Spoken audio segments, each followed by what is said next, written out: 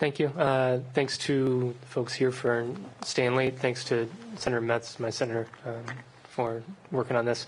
My name is Zach Mazzara. I'm with the Providence Student Union, Executive Director. If folks have seen us here before, you know that I don't usually do this. I have never testified at the Senate. I usually try to back out and let students lead that work. But I think that this is an issue that has ramifications in education that some folks have spoken on, and I wanted to stress those. And I also wanted to stick to expertise, and my expertise is in schools. I think I get a unique perspective in that I work in high schools across the city, so I'm one of few people who has the blessing of being able to move from Central to Classical to Hope to compare the conditions and to hear the stories that are shared and echoed and reverberated across the different constituencies of those schools. So one thing that keeps coming up continually, and we heard about this issue over the last 2 years, was the struggles of Providence students in particular, but students across the state with transportation as our transportation system becomes weaker and weaker. And issues with revenues and cuts continue to plague RIPTA. We know that students have a hard time getting to school. That's why we had to run this campaign last year to expand bus passes for more students. We wish we didn't have to do that, and we know that a lot of the students who are struggling with chronic absenteeism, with walking through the snow and walking over highways and being in dangerous situations in general, have to do that because their parents can't bring them to school. And we've heard some of the narratives here, but I just wanted to anecdotally double down on that by saying, I've met dozens of students who are struggling with this very same issue, and that's at the high school level. So I can't imagine at the middle school and elementary school levels what those students are going through and their families are going through to walk those distances.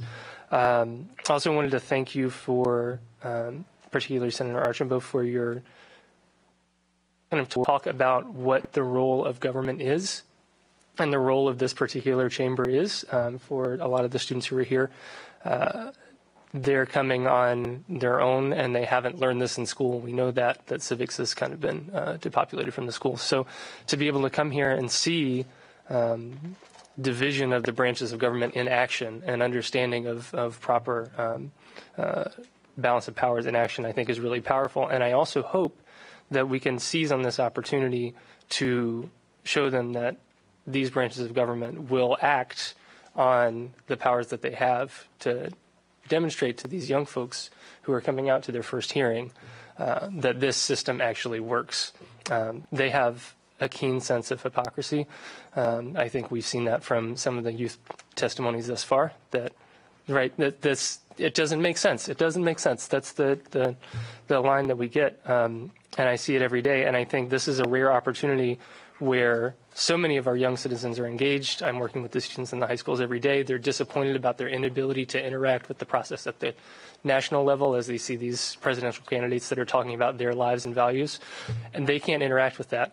So for them to have come here and then to be able to leave, or I will tell them later if they have left, knowing that their input actually made a difference in this sense will, I think, go a long way towards challenging the cynicism that I see among a bunch of young people that government doesn't work. We have an opportunity, a really rare opportunity, to show students, 16, 17, 18-year-olds, that this chamber is effective and powerful. We know you do a lot of good work in education, you and your colleagues, but this is, too, an education issue, and I think we have a great chance to provide an example for our young people. Thanks.